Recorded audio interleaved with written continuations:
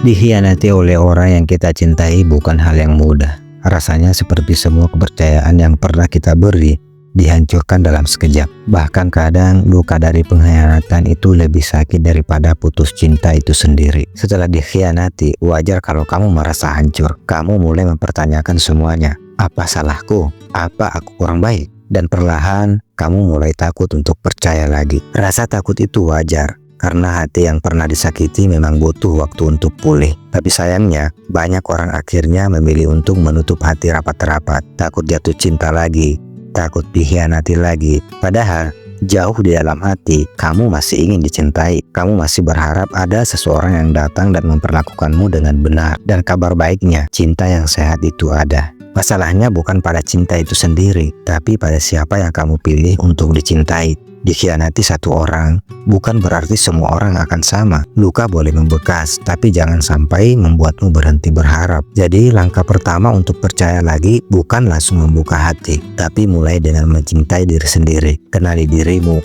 hargai dirimu, dengarkan emosimu.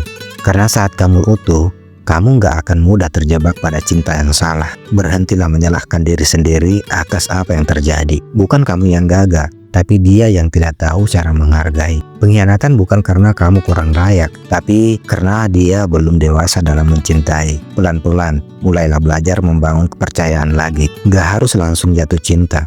Cukup izinkan dirimu untuk membuka ruang kecil dalam hati. Bukan ruang untuk kenalan baru, obrolan ringan, atau sekedar percaya bahwa orang baik itu masih ada. Jangan samakan semua orang hanya karena pengalaman buruk. Karena kalau kamu terus menutup hati, yang tulus pun gak akan bisa masuk. Padahal bisa jadi orang yang paling kamu butuhkan sedang berusaha mendekat dengan pelan. Cinta yang tulus tidak tergesa-gesa. Ia hadir dengan ketulusan, konsisten, dan kesabaran. Dan kamu berhak mendapatkan cinta yang seperti itu. Kamu juga harus tahu kapan harus berhenti membandingkan orang baru dengan masa lalu. Yang datang sekarang bukan untuk mengulang luka lama, tapi mungkin untuk menyembuhkannya. Tapi itu hanya bisa terjadi kalau kamu membiarkannya masuk. Dan gak apa-apa kalau kamu masih ragu.